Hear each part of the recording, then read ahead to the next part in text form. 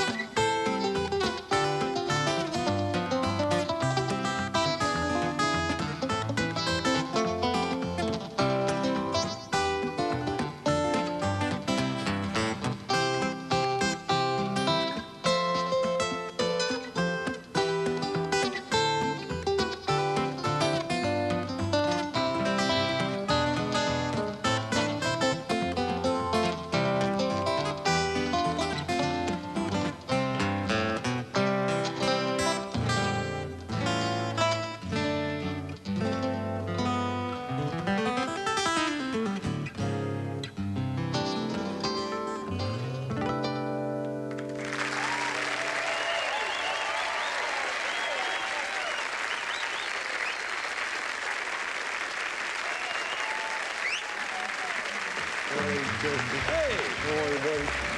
Hey, Tommy. Don't go away. We'll talk with these guys when we come back.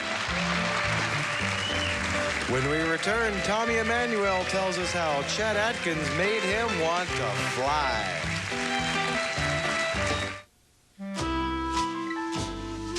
It's a delightful surprise.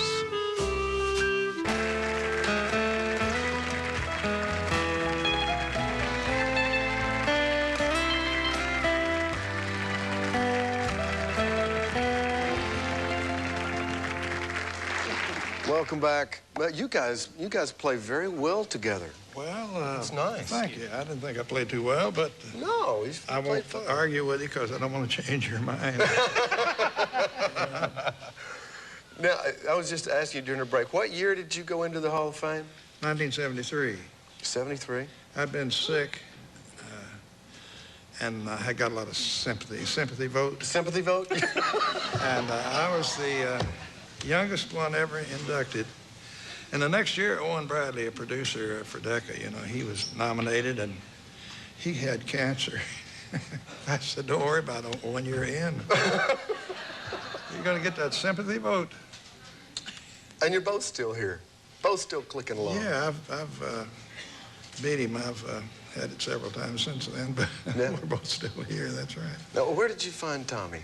Well, he walked into my office. Well, we started corresponding when he was about 7 or 10 or something. Yeah. I heard him play, and he, my secretary said, there's a guitar player down here says he records for Columbia.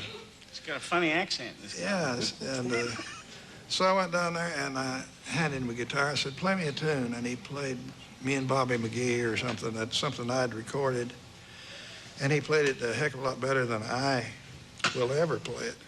And I said, come upstairs and meet Lenny Breau. Lenny Breau was one of the, was one of the great guitar players of all time. He's no longer with us, but we've been friends ever since. And we did this album together, by the way. Yeah, which makes a fine Christmas gift, I might add, for that last-minute shopper. Yeah, and The day finger pickers took over the world. and I like. And we This will. thing is so much fun to listen to. It just burns. It's We great. had so much fun making that album. We recorded that at Chet's house, and it was such a pleasure to work with him. And he kind of let me have my head, and we just had a lot of fun. And we sent tapes backwards and forwards to each other, and started planning the album via mail, I guess. And then when we got together, everything just kind of fell into place, you know. When did you first hear Chet? Do you remember? Yeah, I can distinctly remember the moment that I heard him. I was about 7 years old, and I was on tour with my family in Western Australia, and I was sitting on the windowsill of the car, you know, holding a coat hanger, like a wire coat hanger, connected to the old valve radio in the car, and my father's driving with one hand trying to tune the radio, and I'm sitting there, and we tuned in